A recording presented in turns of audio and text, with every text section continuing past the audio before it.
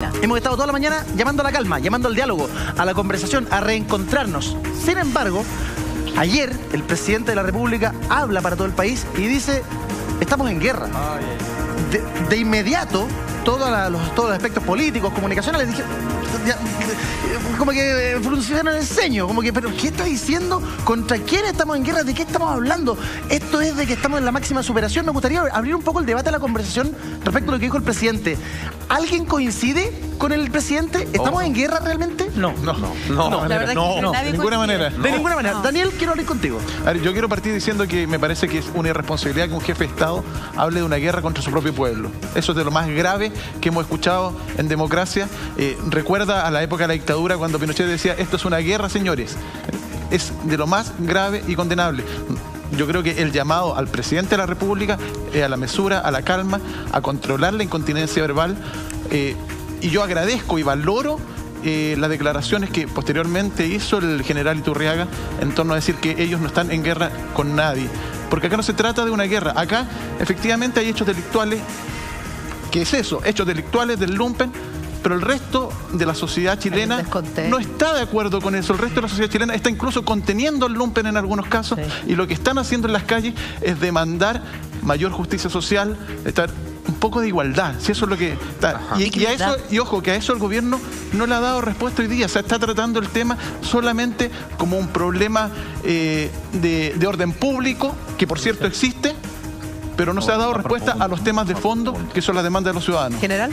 No, es mucho más profundo que el orden público. Esto es como una enfermedad, el orden público es el síntoma, pero abajo hay un tumor, hay un... ¿Cómo le llamamos? Una afección mucho más grave, que es esto que está planteando Daniel, esa desigualdad, esa raya que está guardada por décadas. O sea, esto no se soluciona, insisto yo, con la mesa del T-Club. Tienen que haber cosas concretas, medidas concretas. Eso es lo que está esperando la gente. Pero es que políticamente las señales que hemos visto son bien erráticas. Sí. Al parecer, yo creo que nuestras autoridades, y con autoridades me refiero a todos los poderes del Estado, no están tomando conciencia con lo que de verdad está pasando con la gente. No estamos hablando de los saqueos. Veámoslo de otra manera, lo que pasó ayer en la Plaza de Ñuñoa. Qué manifestación más hermosa, qué manifestación más maravillosa, pacífica, tranquila. ¿Eso es estar en guerra, Libaldo? ¿Eso se contrapone? No se entiende. La palabra guerra es la gran construcción del combate. Es decir, cuando uno asocia qué es una guerra, uno sabe que hay un enfrentamiento. La prerrogativa de la declaración de guerra está en los jefes de Estado. Es una prerrogativa. Es decir, ¿sabe qué? Hago una guerra, enfrento o respondo a una guerra. Sí. Por lo tanto, la palabra guerra tiene una connotación desde el lenguaje muy fuerte, muy contundente. Claro. La pregunta es, ¿qué es el derivado que deja la palabra? Y entonces, quien leyó y escuchó atentamente al presidente de la República anoche, quedó convencido de que la crisis es más profunda de lo que nosotros estábamos pensando. Es verdad. Exacto. Es decir, la primera gran conclusión, a mi gusto, es, esto es más grave. Para que el presidente hable de guerra es porque esto es grave. Sí. Hay algo que nosotros no sabemos. Y eso se mete inmediatamente en la incertidumbre. El presidente tiene un mapa en su cabeza totalmente distinto que él logra decir que estamos en guerra. Luego yo pensé que estábamos en una crisis y yo pensé que estábamos en una discusión y estábamos en una efervescencia social. Porque el eslabón, cuando el presidente lo lleva en esa frase a guerra, hace que el eslabón de preocupación aumente y diga qué es lo que está ocurriendo y en dónde se están dando los enfrentamientos que yo no me estoy dando cuenta para saber, y se me genera y se me gatilla la incertidumbre y se me genera mucha más ansiedad. Además que tú has dado un punto clave, cuando el presidente habla de estamos en guerra con los militares en la calle. Exacto. O sea, los militares están en la calle. El ejército. ¿Y tú no es una situación normal, no la podemos normalizar. Tus libertades están coartadas. ¿Por qué? Porque hay un decreto que finalmente te dice que hasta esta hora puedes transitar para tratar de restablecer el orden público. Entonces, el lenguaje construye realidades, genera realidades, y hay que tener tremendamente cuidado tanto por parte de las autoridades que hablan de que estamos en guerra, como de otros diputados de otros partidos que piden la renuncia de la autoridad política electa por el pueblo, que no tiene ningún sentido porque no va a traer soluciones ni tiene que ver con lo que la gente en la calle está demandando, general. Sí, no, porque quiere soluciones concretas. Y yo te digo, mira, yo insistí sobre ese punto y creo que es factible y es posible, es voluntad. si el Congreso se baja al 50% el sueldo, se va a producir van a salir a aplaudirlo a las calles. Acuérdense lo que van a haber manifestaciones positivas. Pero eso no va a pasar si ayer con la efervescencia social no llegaron. No va a pasar pero resulta que eso es un simbolismo lo que estoy diciendo yo. Cuando hay una medida concreta tan importante que la ciudadanía toma en consideración, se produce la descompresión automática. Y las cosas tienden a volver a un punto de equilibrio. Yo no sé cómo lo habría manejado el otro sector político de nuestro país. Yo no sé si lo hubiesen hecho mejor, la verdad, tengo serias dudas respecto a aquello. Pero cuando el presidente de la República sale ante todos los chilenos y dice estamos en guerra, es muy difícil al otro día hacer un programa de televisión y llamar a la calma. Claro. Es muy difícil decirle a los chilenos no vayan en masa a las bencineras porque va a haber bencina. Perdón, si estamos en guerra, ¿cómo garantizamos esas cosas? Son dos mensajes contrarios. No entiendo, el mensaje es muy contradictorio. Es una frase... Pero quizás no hay tanta contradicción. A ver, primero, yo quiero valorar, uno siempre lo invitan a distintos espacios, quiero valorar este espacio. ¿Por qué? Porque hoy día, durante toda la mañana, hemos informado de la realidad, de lo que está pasando. No hemos visto solamente supermercados saqueados ni nada, sino hemos visto que Santiago hoy día quiere retomar, o el país quiere retomar una normalidad. Esos ciudadanos y ciudadanas que se levantaron hoy día, esas personas que se levantaron hoy día, lo hicieron pensando en cómo aporto. Una breve anécdota. Un amigo en la Plaza Ñuñoa, a propósito de que sí el día anterior se había quemado una automotora, tuvo que bajar a su padre de 96 años, bajarlo obviamente él, porque los ascensores no estaban funcionando, y cuando llega abajo su padre le dice, él le dice, no te preocupes más por mí, tranquilo, sino dime, ¿qué puedo hacer yo por Chile?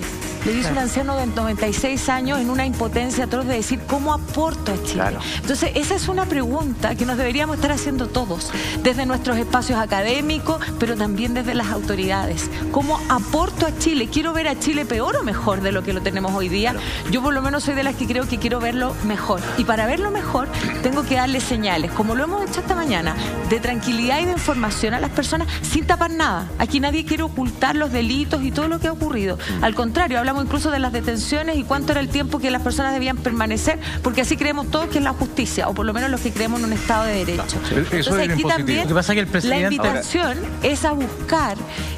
Estoy de acuerdo en general en su señal del sueldo de los parlamentarios, pero hoy día la ciudadanía, pensémoslo, no fue conforme con decir volvamos atrás en la tarifa. Pensaron que eso iba a calmar esto, pensaron que a lo mejor ahora no. Ahora lo que se necesita es una reestructuración del sistema. Y aquellos que creemos en la democracia, buscar esta hoja de ruta que no se consigue haciendo llamados que no se condicen con la realidad. Bueno, aquí hay un llamado que es interesante y que, Germán, dame la posibilidad porque va en lo que está diciendo nuestra ex ministra. Resulta que en la página 4, C4 del Mercurio, voy a decir el Mercurio, se informa que las organizaciones civiles y la CUT están convocando una huelga general. Sí, pero eso viene de antes. Pero eso viene hace tiempo. Viene hace tiempo. Está bien, pero eso no contribuye a este clima. No, por supuesto que no. No, no es el momento. No es el momento. Pero eso es cierto. Sí, es cierto, pero no es el momento. Aquí es donde se requiere esa altura de mira y hay que contribuir al bien general del país, que es la tranquilidad. Lo que pasa es que cuando desde la primera Daniel, pero para complementarlo, lo que dice el general, el llamado a paro, eso existe hace días, y el llamado a paro es esta tarde, el día de hoy, de diversas organizaciones sociales, estudiantiles, comunales, en fin. Un llamado al que también se ha hecho eco la Unión Portuaria, que ha anunciado que se suma a este paro nacional ante la crisis social que vive el país, la Unión Portuaria. Entonces eso es efectivo. Y evidentemente que hay que comunicarlo y lo estamos haciendo. Hay un llamado a paro el día de hoy y lo que no está claro es el horario en definitiva, porque hace algunos días era desde muy temprano. Claro. Hay quienes dicen que esto va a ser más bien en la tarde. Y hay que ver además qué nivel de adherencia va a tener ese llamado. Exacto. Y en las condiciones en que estamos además en estado de emergencia, sé que esa marcha o manifestación o lo que sea se puede llevar a cabo con seguridad, es complejo. Exacto. Por eso es que también hay muchos lugares de trabajo están diciendo que se retiran a las 2 de la tarde, a las 4 de la tarde. No solo por el asunto también del paro y también por el asunto del toque queda, que no sabemos hasta este minuto a qué hora va a comenzar. Y si va a comenzar o no. Exacto. Y volviendo a la frase, yo la encuentro una frase evidentemente desafortunada totalmente, pero la quiero poner en contexto, porque esto fue en la guarnición Santiago del Ejército, en donde se viralizó una fotografía del presidente Piñera rodeado de militares firmando un papel, un documento. Y él lo que dice, para que entendamos un poco el contexto, la frase es la siguiente: estamos en guerra contra un enemigo poderoso, implacable, que no respeta a nada ni a nadie, que está dispuesto a usar la violencia y la delincuencia sin ningún límite.